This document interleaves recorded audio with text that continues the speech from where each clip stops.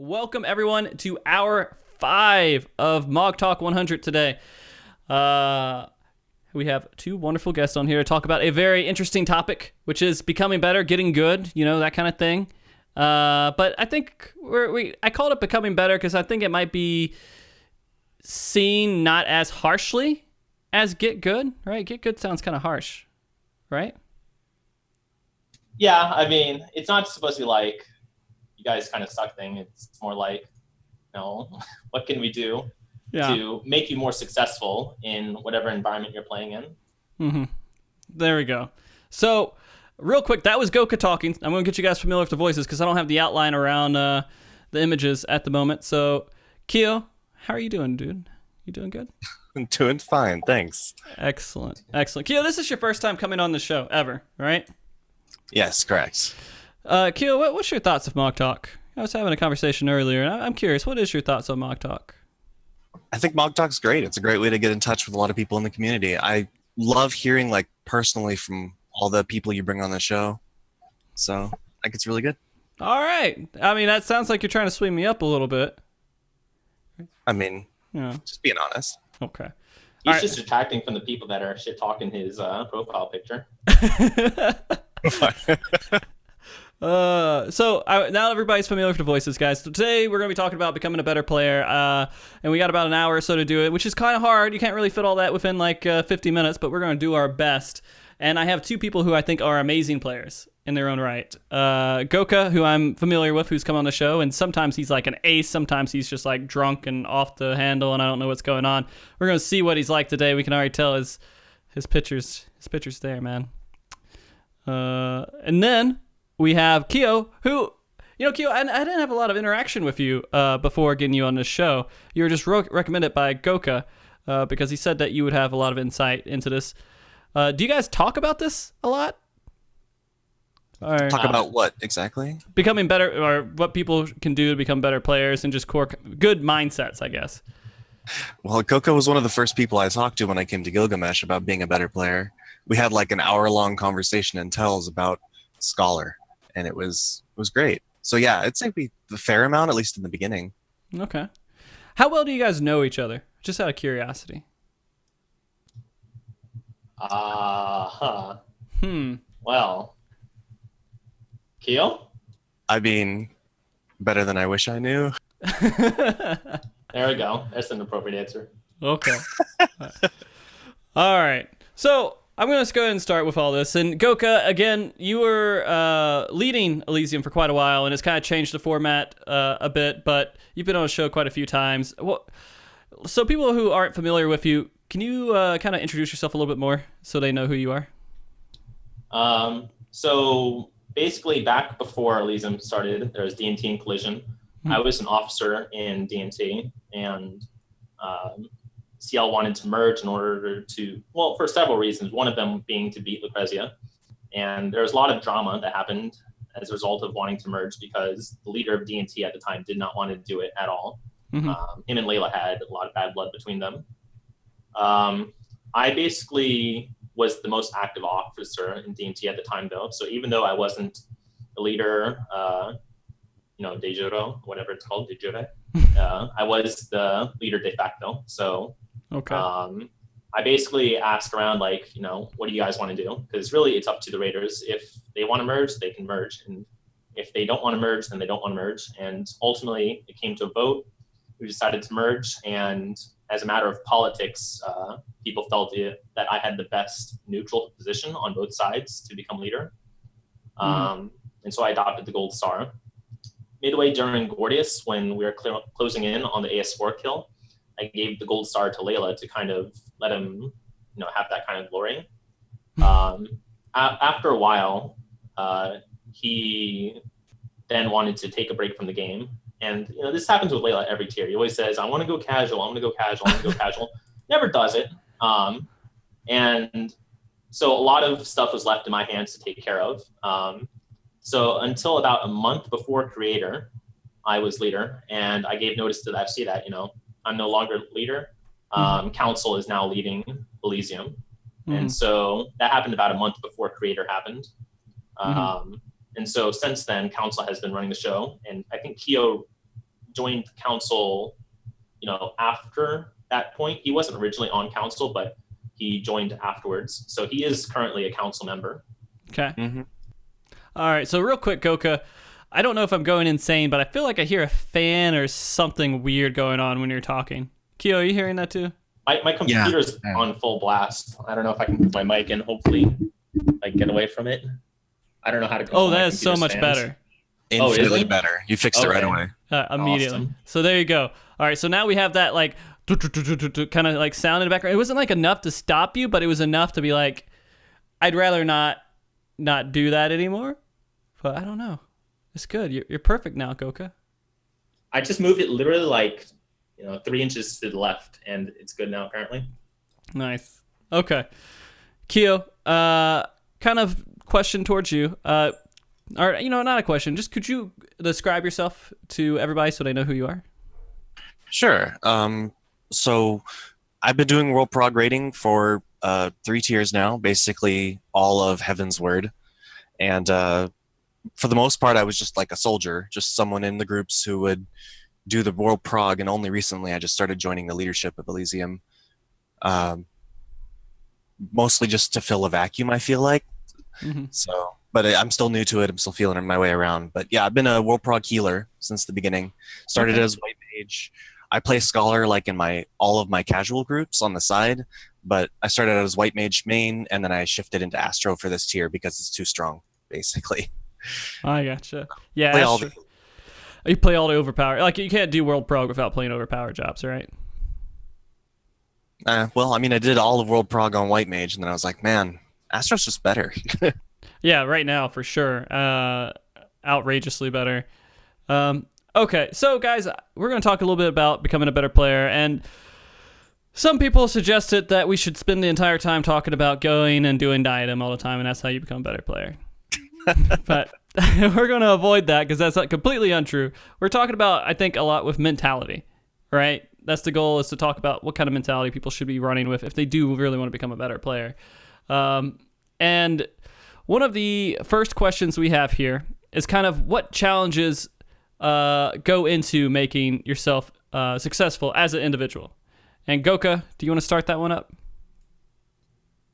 Sure. So, I'm going to talk about a different section of the player base because I think that there's a lot of information already out there for people who want to do speedruns and progression. For example, I was watching the Unchained episode with Bok Choy, and they had an episode on how to get good. And Bok Choy is saying, your first line of healing should be your fairy, your embraces, Whispering Dawns, Essential Dignities, because he says those are free. And then your second line of defense should be your lustrates and indoms, because they're relatively cheap compared to what he considers the last line of defense, which is your normally cures and benefics and all that stuff. Mm-hmm. And I think in a speedrun setting, though, that's phenomenal advice because it does open up a lot of GCDs for you. But I think for the average player looking to make things work for their group, it's not going to be very sound advice. And, my goal recently, I've been doing a lot of clear parties. For example, like with Zervin, I have about 30 to 40 tokens, all of them from just clear parties. All of the birds I have, and the only one I'm missing is Sophia, have come from clear parties aside from Thornton. So I've just been running lots and lots of them to kind of see, what's happening out in the pug scene, what's making this more cancer than, say, farming it with your static, for instance. And so that's the kind of advice and stuff that I'd like to focus on today. Okay. Just to cover some of the basics, some of it's as small as poor use of auxiliary tools such as What the Fast or even Discord. For some reason, Discord seems to be out of the hands of a lot of people, even though it's available on browser and on phone. I think it's widely accessible. I think that people just kind of give up on the idea of voice, especially if they're on PS4. Small things like sound settings, for example, you can actually hear a lot of the mechanics in fights and get a lot of audio cues if you turn off the BGM and pump up sound effect settings. That was one of the things I did very early on back when I was a new player. And I was playing with people who, we only cleared Twintanian like about a month before Second Coil came out, because this was when I was mostly playing Final Fantasy XI. And that thing actually helped me a lot, changing the sound settings, because things like diaphone markers and all those, you hear it before it even comes out, and you don't need anyone to call it out for you. So if I go into an encounter, a lot of them I can just turn away or close my eyes, and I'll know if I have a marker for something because I'm going to hear it. Okay. For some people, it's as small as learning the game mechanics. Differences about latency. A lot of times you'll hear people say, I was out of that, and they died. So obviously they weren't out of it. It's just that they don't know how the latency comes in this game. And because they don't realize how latency comes about in this game, they aren't able to adapt their play style so that they can perform and execute properly. And so for a lot of people, I think there are some very basic things that they need to get out of the way that they can do before they worry about damage. Because in a lot of the clear parties I've joined, they've had atrocious damage. You're talking about like 1,500 DPS people. And for some people, they're just under geared. They're like using eye level 235 weapons, but they manage to clear it because we are able to overcome certain other flaws in the playstyle that make them mechanically strong to the point where it doesn't matter that their DPS sucks. They can still be successful. And I think that that's an important asset to have as a player in this game, because sometimes you can't get by with what you want. Sometimes you just have to work with what you have. Everything in the game is super easy if you have the top players. You pull out your Voxes, your Laylas, your Vanas, your Sides, and so on and so forth, and you can get through whatever. It's going to be easy. Right. But I think the real challenge in the game is being able to get anyone through any type of content. Yeah, and I think that's kind of a mentality that I've always kind of worked against. Like, I think it's great to always sit there and what's the best situation, how to clear this as fast as possible. But I also like the situations to where I'm like, well, I'm going to deal with it and make it work because I can still clear it and the tools are still there for me to do it. Just it's not going to be the exact same cookie cutter way everyone else does it. And I actually have a lot of fun getting in the groups, and Dark Knight Paladin, whatever, we'll make it work. Figure out how to make it work, because the content right now doesn't require you to have a perfect 8 set to clear it, right? Absolutely not. Like, here's the funny thing. A lot of people, if you think about Updog, there are some phenomenal players in there. Like, for example, Sinov, honestly, the best Final Fantasy player I've ever met, hands down. I will not take that back. He is the best of the best. But not everyone on Updog was the best at their role. And, Layla will even say that himself. And people who were on the team will say that themselves. They weren't the best of the best. But they were able to get that world first because they were able to contribute other factors that allowed them to pull ahead of other teams. And that's my goal what I'm going to be talking about today is trying to figure out, when I go into these raid teams and suddenly they're a lot more successful once I've joined compared to when they talk to me and they say like, oh, I've been trying to do a clear party for this for like 3 days or a week. And, a lot of people are like, yo, can we just farm with you after Gouka? Because, the things that you're doing for us are phenomenal. And, I think it says something that there's certain aspects of the raid that are being missed, certain things that are not being done properly. That are not related to damage. I watch a lot of streams where they say, oh, I'm going to leave this clear party because this guy is shit. He sucks. He does little damage. But, if we can take people with like 235 weapons and get them clears, then I think there's more that can be done on the part of, what I consider to be really good players, the people who are not just sufficient at doing what they need to do, but are good at lifting other players. Yeah. Okay. Now, I want to get Kio in on this some too. Kio, are you pretty much on the same kind of mindset? Yeah, pretty much. It's about maximizing your contribution to a party, and it's something that I like to do all the time. Is I'll join in with groups. I run creator groups with people all the time, where I just hop in and just sort of fill in for spots. A lot of times I'll fill in for weaker groups that are struggling with progression, and we'll make progress or clear the fights together. And a lot of it's just bringing whatever you can to the table, going above and beyond what, just solid play or just good play, and trying to not only improve your play, but broadcast it to the people in the group too, and help them maximize their contribution as well. Everybody wants to clear the fight. That's sort of universal in every group you join. Everybody wants to win. And so you just give them the tools. And the more I feel like the more experienced you are in this game, the more you play, the more equipped you are to know what leads to success in a group and share that. Okay, yeah, that's it feels really good to hear you guys say this too. Like it's weird coming from a perspective of how a lot of people view this game, and they 100%, this is what a lot of people believe, is that you're a good player if you're on the top of ACT, right? And so that's not exactly what we're talking about here today, though, right? We're talking about how you guys can work with a group and how well you can actually how quickly you can get it clear with any group, basically, right? Yeah, exactly. Exactly. How can you... It's not about, like, look how good I am. That's never been what it's about. It's been about, let's clear this fight. Let's win. That's ultimately the goal of any group that you get together in PF or otherwise, raid groups, anything. Okay, and I'll aim this question over at you, Kio. So in those terms, does that mean that you're usually going to have to pick up and be the group leader in whatever group you go into? It sort of depends, Like one of the groups I'm in right now is an evening group that I run with. It right now they're doing weekly clears. I've never really been the leader. There was always somebody else doing sort of the organization and the general calls and deciding strategy. But even in a supportive role in that group, I end up, trying to fit in calls at important times. When I know there's a mechanic coming that is going to wipe us, I'll be like, okay, here it comes, get ready. And even just a few seconds of mental preparation can change an execution of a mechanic. Just like even a few seconds of heads up, like, all right, there's optical sight coming up, watch out for which pattern, and if suddenly everybody's eyes go to the head of Cruise Chaser and they're ready for it. And that could make a huge difference.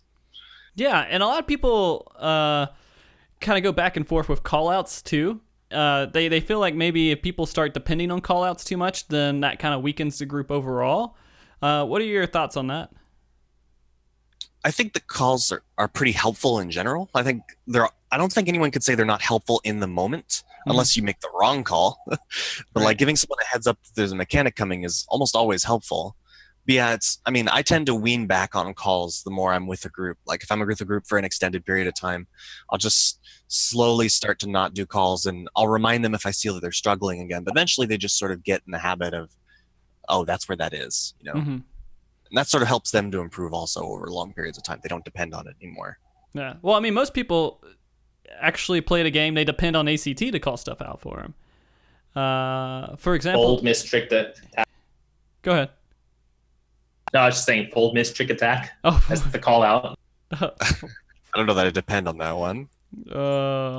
So, I mean, and a lot of people right now, the biggest thing that people will depend on is doing stuff like A11 and what kind of mechanics coming up, whether it's Shiva or if it's to your spots, right? Edges, or however you want to call it. But honestly, if you just look at them and pay attention for half a second on it, then you could pretty easily figure it out. And I don't know, I've always steered away from using things that diminish the communication in the group overall, and I felt like ACT callouts kind of do that. I feel like if you have someone with ACT, one person has it, it calls it out for them, they call it out for you, and then you can kind of run with that. I love information. I love getting DPS information. I feel like that's super vital, but at the same point when ACT is calling stuff out for me, I feel like it turns it into this whole brainless operation, and I stop having fun. And this might be kind of a slight tangent. I apologize. How do you guys feel about that? No, I think it's a solid topic. Do you want to go, Gouka? Oh yeah, this is actually something, I thought about it as I was doing them, because I'm like, am I just carrying people and putting a bunch of shitters into like the clear environment? They're going to join these farm parties and just fuck things up.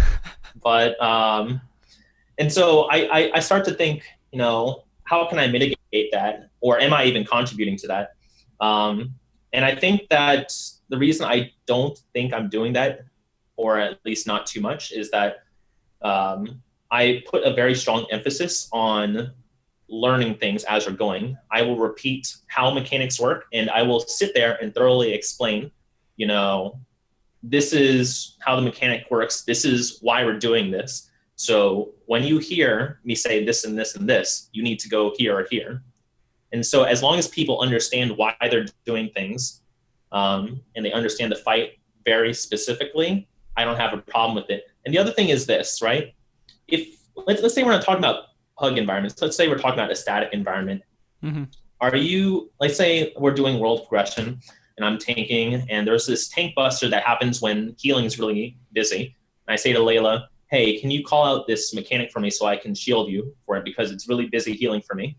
If he were to turn around and say, no, Gouka, you need to learn to do this, I'm like, fuck you, Layla. Like, are you fucked in the head? We're trying to learn how to do the fight. And, you know, progressively, as you call it out, as long as you're not calling out right as it happens, people are going to learn. So I think there's a distinction between what Kio was saying earlier, where you prime people to look out for something as opposed to just saying, oh, it's happened, you need to move. Because when you start priming people to look for mechanics, they subconsciously kind of see what's going on and, you know, get an idea of what's happening in the fight by the time that mechanic comes out. So, you know, one of the hardest things in this game, in my opinion, is when mechanics come out without very clear warnings. You know, no charge bar, no animation. It just happens in some really random ass fuck point in the fight. Mm-hmm. But if you're constantly queuing people to monitor that section of the fight, you know, maybe subconsciously they'll notice something going on that kind of gives them a hint or primes them to, you know, recognize it in the future. And, you know, back when I was doing progression, both in Final Coil and in Gordius, I was a big fan of ACT. I always told my raid members, you know, if you die to a mechanic more than once, just put up an ACT because you're wasting our time having to deal with your learning curve, so to say. And, you know, we'll try to do everything we can. And I don't see why people in pug environments should be denied that same, I guess, experience or right. Okay. So it's I don't know. I feel like ACT in general, if they made it to where you couldn't use ACT at all, like completely removed it and said, hey, if you use it, we're going to fine you and we're going to ban you. How would you guys feel on that? I'd be fine with it. I mean, I'd be frustrated, but I mean, I don't consider it a requirement to play this game. It's more of a bonus. I did want to answer the ACT triggers sort of question as well. Sure. Yeah. Just basically, I think triggers are always, if anything, should be treated like a crutch, never something that you just depend on. Yeah. Like I was actually like very against having a trigger for height and in Midas, you know, the one that gives you a little debuff and you go up or down or you die. I was really against that because, I mean, your ACT breaks and suddenly you can't do these fights anymore because you're so dependent on it. Yeah. So I never made one for that personally. Never used it. I mean, I feel that way about a lot of different. I mean, I bring that over to PvP, but PvP doesn't matter in a situation that we're talking about, I don't think. But like, same people who go out and they use ACT, they learn triggers from other players in the group. And they're like, hey, I need a trigger in here to tell me when this guy's using blood for blood, so when I need to attack him. No, that's stupid. So if you go out and you're actually being a competitive player, you're not going to have those tools when you need, you know, it matters, because in a tournament it matters, right? And so you're depending on this crutch. And I mean, it kind of transfers a little bit into PvE with the fact that when you first have an expansion and a patch, you don't have these callouts until... I don't actually know how that stuff even works. When you guys are going through world progression, is it easy just to like throw triggers on? Yeah, I guess it is, because you can get the battle log, right? And you can just throw a trigger on there. Yeah, it would be fairly easy to do. Okay. I mean... Yeah, it depends, because I know at some points in progression, ACT might be broken.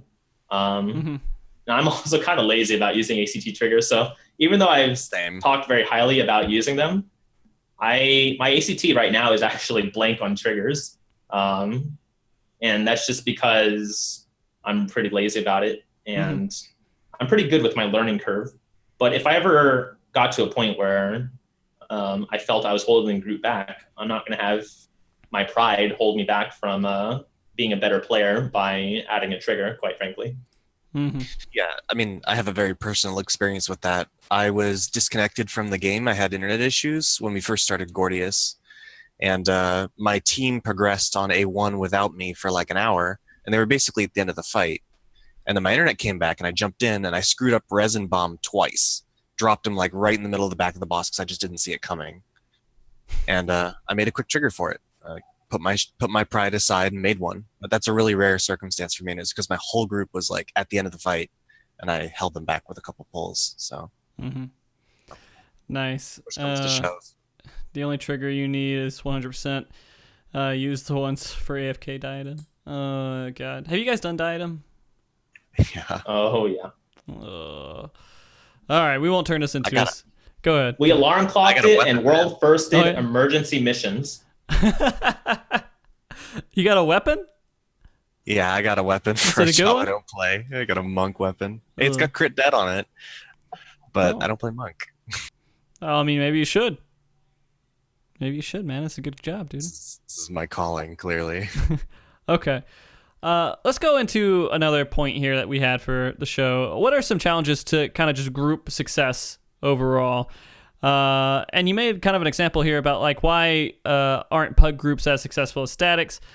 I mean, does this really just boil down to group leadership every single time, or? Some of it. I mean, here's the thing: you can solve all these problems with better leadership, but I don't think that it's necessarily a matter of group leadership. I think that someone just needs to take the mantle and do certain things. I think one of the biggest problems I have with learning parties these days is that they'll say something like, hey, learning party, maybe a clear, and maybe farm afterwards. And those are huge leaps and bounds to be making when you're really starting off in a learning party, because you can't take out human psychology and your mental capacity and divorce it from the game. If you suck at memorization in real life, you're going to suck at memorization in the game. If you are really good at math in real life, you're probably going to be good at math in the game. And so people are going to come into this game with different types of skills. But I think that what's going to be very common among most of them is that they're going to have very limited memory. So you wouldn't take an entire Spanish textbook, read it to the end, and then try to study everything in it. Usually you go chapter by chapter. And I think that's what makes sense for a lot of fights. I've had a lot more success when I go in there and I say, okay, well, you guys are learning. Let me take the mantle and try to help you out here. So what we're going to do is do a dry run. As soon as we get in, we pull and just see how far we get, just so people get a taste of it. And then I'll say, okay, what we're going to do is learn from here to here. So for example, in Nidhogg, I'll say, we're going to learn everything from the start of the fight until the ads spawn. And then we'll go over that a few times until I feel that it's been fairly clean.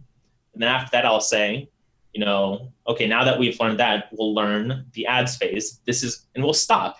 We won't pull. And this is where a lot of learning parties have problems. They'll just keep pulling and pulling. And sometimes they need to sit down and discuss things. So, if there's a problem, you need to discuss it. And if you're about to start a new phase, you should go over that as well.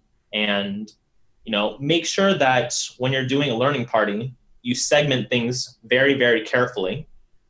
And don't just say, we're learning from the, claw and fang. Set an endpoint as well, because that lets people figure out what they need to focus on. Because if they're trying to memorize everything from the claw and fang phase all the way to the end, and they have poor memory, they're not going to be as successful as if you had just said, we're going to learn the claw and fang phase, and then after that, either another party or after we're all good on it, then we're going to learn on about this other thing. And before you learn about the other thing, obviously you review it very quickly for everyone to pick it up on. There are very basic teaching and learning mechanisms that we use in real life to learn things that should be applied to the game. But for some reason, people want to gobble everything up at once and not use those techniques for learning. Mm-hmm. So, strange question, I guess, Gouka. Are you working to be a teacher? No. No. No. Nope. Okay. Not even teaching related. Okay, I got you. You just like Final Fantasy in general, teaching people how to kind of do content, because what you're describing makes a lot of sense, and you're doing a pretty good job of it.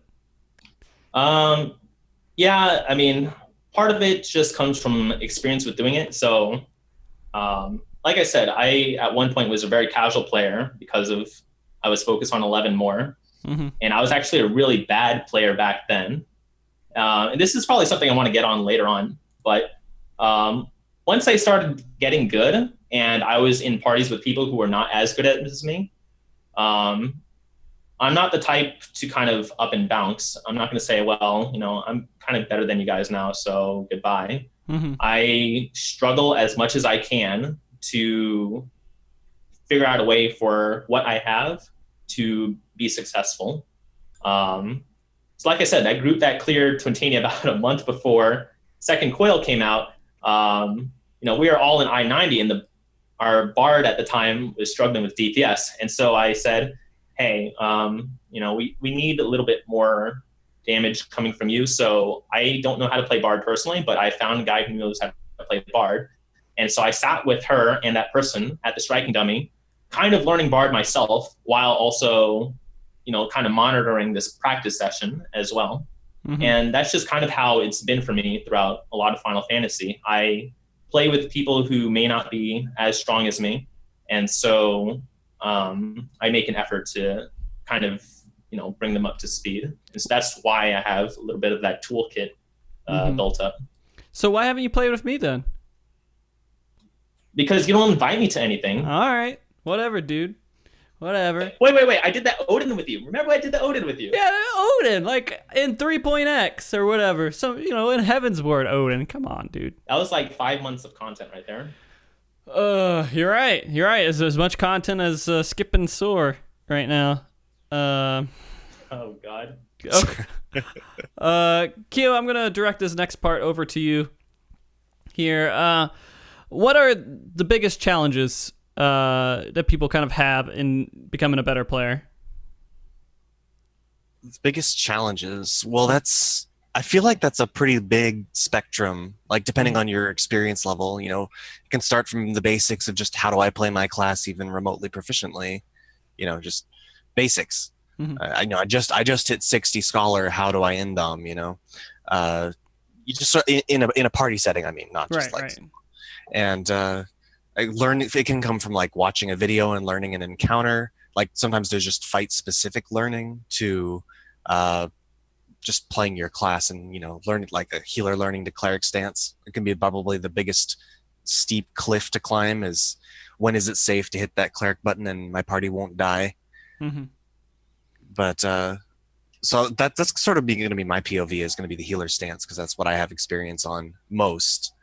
And it's just sort of like when you start out, it's mentally mapping where all the big hits are and like figuring out where you can squeeze in damage, because initially you play like a scared person in any new content you jump into. You're just like, where is the damage going to be? Is the tank going to die? I still remember these expert dungeons still surprised me a couple times when I got to the end and it's just sitting there happily broil spamming away and suddenly the tank drops to 10% HP. The end of was a Somal Heart. The tank buster at the end. Wasn't expecting that. And that's one of the things that the community deals with a lot right now, and it's like a joke, but not a joke, and it's odd. It's like, okay, if the healer's not DPSing, they're a bad player. And in the end, everybody is learning in some way. It's when people start to just kind of refuse to do more, right? And they're just like, I'm staying in this position. I refuse to even remotely think in this direction about doing a little bit of damage. That's when I start to feel like maybe there's something wrong there. But I've never been upset if like a healer comes in and like we clear A12 and they do 50 damage. Whatever. What are your thoughts on that, by the way, on the community's perception, kind of being a good player, being a good healer means that you do DPS? I don't think it's wholly inaccurate, if only because there's so many gaps between damage in this game. just by fight design, you have these huge damage sections, and then there's just nothing for like 15 seconds or more, where there's no damage coming out. So the alternative to doing DPS is standing there and waiting for damage, you know? So Well, I I will think, combat that real quick. Not that I'm defending. I think that if you want to do better as a healer, you should do DPS. But I mean, it usually comes down to the thought process. Hey, you're just standing there doing nothing. But usually it's the person's freaking out and he's going crazy. He's like, what do I need to do? What do I need to do? And they're looking around. They're trying to figure out the situation, and they're having kind of issues staying completely aware of what's going on. And that's just part of learning the fight in general, I think, right? absolutely. So I always thought it was kind of unfair to say they were doing nothing, when there are times, of course, they're doing nothing, but then there's also the times where they're literally having a breakdown in their head trying to figure out how to not let the team down. Absolutely. And that you should never really judge. I don't feel like you should judge a healer's DPS on their first couple runs through a fight. Like when you start looking at what their numbers are is after they've repeated a fight like 3, 4, or 5 times. It's like you sort of already have a feeling of where all the damage is. And so then you start to see where you can fit out damage. But yeah, your first time through, of course, you're not going to know where anything is. You're going to be a bit panicky. And, you know, my progression, I look at my progression numbers occasionally, and it's just like the DPS was really low the first couple times we were through a fight on our first clear. And I'm, you know, I remember in A11, I have a Cure 3 on a single target photon because I didn't know how many people that was going to hit, if there was going to be a whirlwind afterward, because there is one point in A11S. And it's just, yeah, of course, you're full blown panic, probably overhealing, probably need Mana Song at some point, and still not doing damage. Your first time through. But that's something you strive with more exposure to content to minimize. And you maximize the use of things like Tetragrammaton and Lustrate and Essential Dignity to allow you to stay in Cleric until something happens, and then you drop and instantly have a heal. Like you can instantly react while still damaging, and use those to that's like the first steps to maximizing your Cleric uptime. And then you just sit out of Cleric until that spell comes up again, and then you know, tentatively go back into Cleric. That's the early progression of a healer, like learning to DPS. I think that it's actually a very difficult thing. I remember when I started the game, like I said, I came from 11 background, and when you see HP bars dipping the way you do in this game, holy shit, you just freak out, because the healing in that game is very different from this one, where you need to be on top of it. In this one, your heals are so powerful that you can come back from very low HP very quickly, but it's not very intuitive for people. And maybe, you know, I think that people don't give enough credit to people trying to learn to DPS, because, as you said, they are freaking out in their minds when they see the bars dipping here and there. But they also have to remember that if they mess up, it's not like when I'm in my static. You know, if someone dies in my static, I res them, and no one really says a word about it. I might get a few cracks here and there, but, you know, they respect me enough as a player to do that. But when you're in a pug environment, everyone's looking to judge you. And as soon as the tank dies, everyone's like, you fucking suck, healer. Why didn't you heal? I sat there for 20 seconds. I didn't get a heal. And, you know, the only way I was able to overcome that was in my original raid static.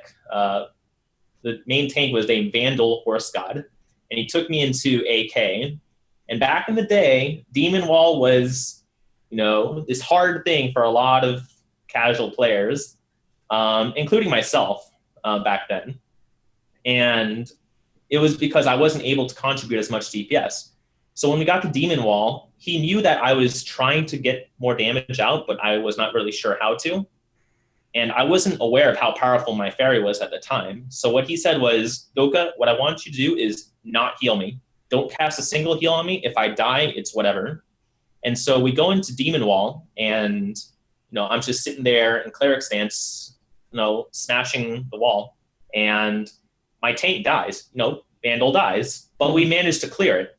But, you know, if you had been in a pug setting where maybe you hadn't been able to clear it with that much DPS, or, you know, the tank wasn't understanding of his death, you would have been ousted by that pug group probably.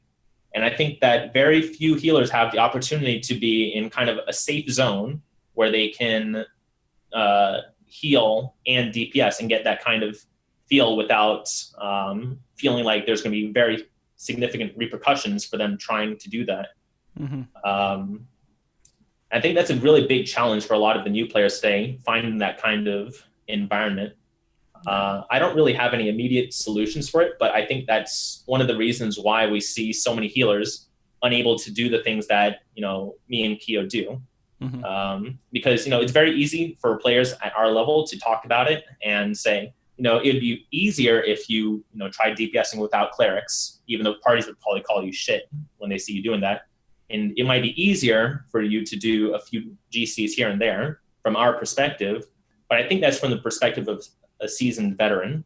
Whereas from their perspective, finding those GCs may be much more difficult than it seems. Right. Oh my goodness. And we're already like 6 minutes away from time. Did you? This show's like flown by. Jesus, Gouka.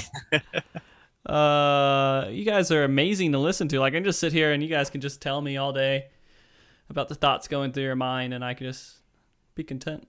I think I really feel bad because I feel like this is a show that really we need to do as a full show at some point. We don't need to do like a little quick segment of this because I'm starting to feel like kind of serious about just the whole thought process and mindset of players and everything else. So you guys, we got to do a show coming up soon. Are you guys okay with that? Yeah. I'd be down. Sounds good. Okay. I do want to throw these questions out, and we're going to go through them as quickly as we can. Although they're pretty long questions, but we're going to do our best, all right? Hinachu 92, question for Gouka. On the Aether database, there's plenty of party finders for those due to the population on Aether. Any advice for players on other data centers with more casual player base and much, much, much less populated servers? So I guess the question is saying that, you have a much worse player pool to work with. The best thing you can do, first off, is, as I was saying, you segment your learning process as you're going through the fight. And I'm strictly talking about learning parties because, farm parties are a whole nother thing. But for learning parties, after you segmented it, make sure you go over the strategy very thoroughly, because I noticed that a lot of parties will overlook something like, me and Kio were talking about this last night, tank swaps, for example. They'll say very roughly, hey, at this part of the fight, we need to tank swap. And they won't really talk about when they're actually going to tank swap. So for example, in Nidhogg, there's lots of parts when you could tank swap before you get that 8th stat. And a lot of people choose to do it as the Akmorns are going out. But you need to be very vocal about that, because if you're not vocal about very small things, then it's those very small errors or differences of opinion that are going to quickly snowball into bigger problems. The other thing I would recommend, as I was saying earlier, is to, after you feel you have, as you're practicing, if you wipe to something, sit there and discuss it with the raid. Make sure that they're not just, pulling as they see it going. And if you can, if you're good enough, do whatever callouts you can. Try and get as many people on voice as you can, because,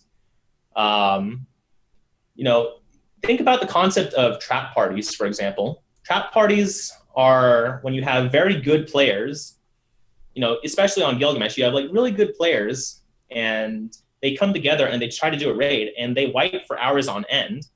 But it's like, why is that? And it's because they have poor communication, poor coordination, and no leadership. So you need to kind of take the mantle and get people kind of structured. If you're not doing that, then you're just going to wind up wiping time and again. And your goal is to always try and make sure that what happened before doesn't happen again. That's pretty much it. Okay. All right. So we got 3 minutes and we got a whole bunch of other questions to go through. All right. So here, I'm going to answer this real quick. You guys just say yes or no to it. All right. Demo had a question. He was wondering if people should need basic tutorial videos. Do you think that would be something that the community would like? Those already exist, don't they? So, no. Sort of. Do they?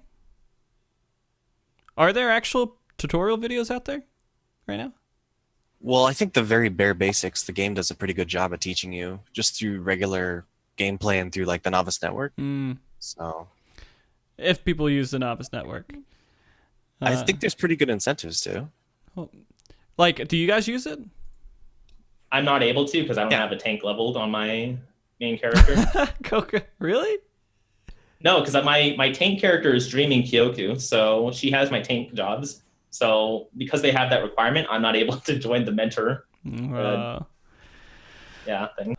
Okay. I'm going to ask 2 more questions here really quick. There's a lot of questions here. I'm not going to be able to get to all of them, and I'm really sorry about that, guys. First one's from Thunder God. Question for Gouka. How come across this entire segment you haven't recommended that controller users switch to keyboard and mouse so they can play the game properly? The reason I haven't is because technically the best way to play the game is with a foot pedal and an orb weaver. if you've like, I know. What about Darian, DDR pad? DDR pad requires too much footwork, but pedal's just like 2 different things. You can stop or you can go, and very simple. All right. So next question here is question from Kio. Is there any MP? Is there any MP? No, there's no MP. There's just no MP. No MP at all. Oh God, I want to go through these other questions, but I can't. It's gonna kill too much time. Yeah, one more. You can go for one more. All right, we'll do one more here. And now I got set up for the other segment. Remember that too. Okay. Let's get someone who hasn't had an answer. And this is a very long one, so I'm going to go for this one. This is the longest one we got. Mr. Nintendo, how do you deal with when you are first starting to plateau as a player?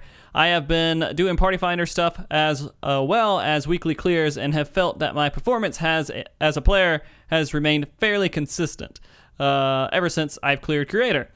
Would like some tips on the sort of resources or things that you would recommend for me becoming, I guess in the end, the question was, if you start to feel like you're at a plateau, what are some common things you can do to make yourself better? You want to start that one, Kio? I mean, it's going to be part of that's going to be networking. I mean, if you've cleared all the content of the game and you feel like you're really consistent at the content in the game, it's going to be networking and finding similar-minded players and talking about it from there. Because a lot of the optimizations beyond actually clearing content comes from comparing yourself to others, and a lot of that just requires a community. FF Logs has always been a great tool to like compare yourself to similar players, but I feel like mapping out cooldowns and starting to like look at phases of fights in terms of what's the maximum amount of high potency hits you can get into a fight, into a section of a fight. That's where you start to get into like speed kill territory almost of min-maxing your damage. I'd say that would be what I would look for anyway. It's a community and start mapping out phases, because that's good practice for the future. Okay. Go. So it depends on where you want to go with it. Like I think what Kio said is very true for 2 parts. As far as mapping is concerned, I think that's very true for speedruns. I think it's going to be very difficult to do in general groups because they're just going to have so much variance when they push or when they don't. Networking, I think, is actually super important for that. Just try not to be one of those guys that just randomly messages people every day and asks them to do stuff with you. But yeah, networking is super important because I remember back in D&T, there was a tank that was in one of the lower tier groups, and he subbed in for one of the more hardcore teams. And this is in T10, and he lost hate immediately. You look at his gear, he's full right side is vitality, which back then should have been strength. And he wasn't doing enough threat combos. But he was playing with a bunch of people where that kind of play style was passable. And so trying to network yourself and put yourself with players that are going to stress you more are going to be good ways to kind of challenge yourself. But also kind of make them aware that that's what you're doing, because if you go in there and you lose hate time and again, they're just going to think you're shit, quite honestly, and they're never going to invite you again. So you have to be careful with that. Some other things, might be to kind of see how far you can carry, worse players, for lack of better terms. Because the better you are at your job, depending on your role, the more spaghetti you can pick up for other players. This is especially true for healers. Healers are very strong carriers in weak groups. And if you push yourself to play at a level where you're compensating for someone else, that's going to indirectly make your skill level higher than if you're just playing comfortably with people who are at a good skill level. Hopefully that makes a little sense. No, that makes perfect sense, man. That's great. And I think that's that's an excellent note to kind of end off here too. It's in the end, you can become better if you put yourself in those situations that kind of force you to be better, right? Yep, pretty much. Okay. Guys, I really want to continue the show, but I'm gonna have to close it up here, and we'll get an actual full show out of this. Gouka and Kio, I'll work with you guys, and we'll find out a good layout and have a great show coming up in the future. And I'll buy you both webcams and mail them to you. How about that? Sounds good. Okay. Anyways, guys, Gouka, thank you so much for coming on the show, man. You have been actually fantastic for MogTalk. I talk about it all the time. You've been a wonderful source. There's a lot of players that I've got on the show because of your recommendations, and they were absolutely wonderful guests. And you always have like a really great mentality for what can be done to kind of help the show out too. You might not realize this, but I definitely really appreciate all you've done behind the scenes. People might not know this, but I've talked to you a good bit outside of MogTalk about various things, and you've helped me out a lot, man. Hey, no problem. And while I'm on here, because I shout out to Trump last time, I'm going to shout out to Hillary and Obama. You fuckhead. Kio, thank you for coming on the show. I appreciate it. I'm glad I found you here to come on the show. And Gouka, he said, hey, you should ask Kio to come on. And I was like, okay. Well, let me figure out what's going on there. And as soon as I talked to you, I knew immediately you'd be a good guest. So thank you so much for coming on, man. Thanks for inviting me. Of course. It was great. So at this point, we're going to go ahead and do our waves and everything and say bye to guys. You're waving, right? IDK Rinrin is waving. My Lalafell is waving right now. Beautiful. He's smiling. Beautiful. All right, guys. We'll be back here in about 10 minutes. Thank you, or maybe 5 minutes, depending, for the lore hour with Ethis. So see you guys in a second. Don't go anywhere.